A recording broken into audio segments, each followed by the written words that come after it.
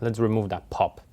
And the way to do it, we basically, what we're gonna do, we're gonna parent constraints all the joints which are unaffected by any offset to the joints solved. And that's gonna give us, we're basically gonna drive with that skeleton, which is a little bit offsetted. We're gonna drive our joints which are not offsetted.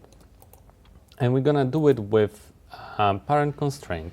We'll do it with, we have a handy node creating KineFX tools. You can go and explore it and see how things are set up in it. It's called joint apply offset. It's basically pretty simple. It's taking two inputs, unoffset joints which are offsetted, and that's it, and then driving skeleton and applies offset to it. And the way how it's done, we're basically calculating a pose difference between those two skeletons, and we offset the skeleton by that difference. So we're kind of recreating a parent constraint here, setup basically by ourselves. So you could use a parent constraint node. Let me explain it to you how parent constraint kind of works, the relationship, what we're doing here. Imagine that you have a joint which is driven, the joint which you want to drive. In our case, it's the joint which is not real, which is unsolved, right? The clean joint coming from a top chain. Then we have our driver, the driver which is a little bit offset, right? What we do now, we calculate the difference between those two transforms, and that gave us another matrix, which is, if you will need to visualize it, it will be like a little bit offsetted from the origin, which will kind of indicate the position relative to the driver. When you have that matrix, that offset calculated, all what you need to do is basically apply it to the driver, and you're gonna get the position of driven wherever it should be. When the driver rotates, we multiply our offset matrix by the driver, and we're getting the new driven position. And that's basically it. So the calculation wise, it's super simple. It's sometimes confused the people, and if you still want to learn more about how to set it up parent constraints and how the things work underneath, please watch my video where I explain how to set it up from scratch for KineFX tools, so you have better understanding of underlying mechanism. The first input is apply offsets to, and we want to apply offsets to our reverse foot, that one which is a little bit shifted, right? Cool. Now the rest pose. The rest pose is our undeformed skeleton, but there's one trick. We need to stash our transforms.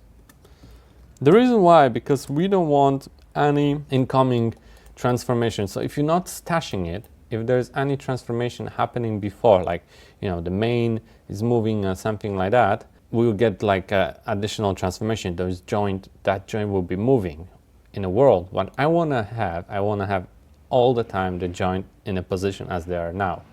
So you kind of want to remember where they are. So we'll use the rig stash pose, which is super handy. We'll go to restore and we'll do a stash soap and stash the input.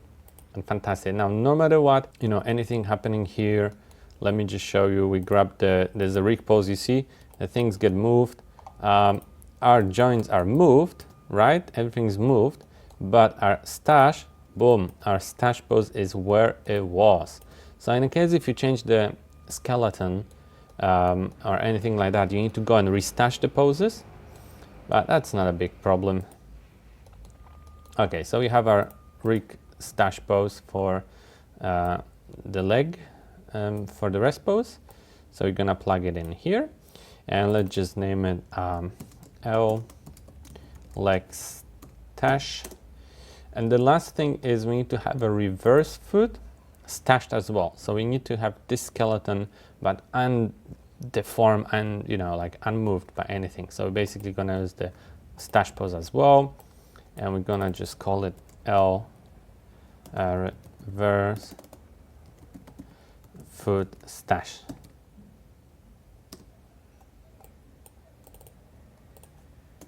Cool. And we don't want to go anywhere except here.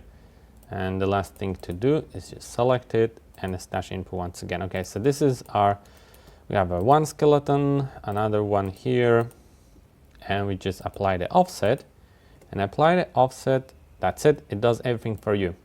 You don't need to stash it anywhere else. So that's cool. Now you will see, if we're gonna go to the blend node and we will blend between two skeletons, there's no pop. And if we just display the joint apply offset, for example, or even if you display direct visualize, it doesn't really matter. We can even rewire it, so we'll just display our joint apply. Cool. And the rig test pose, we can just grab the stuff moving around. Yep, so we have our cool skeleton working now without any offsets.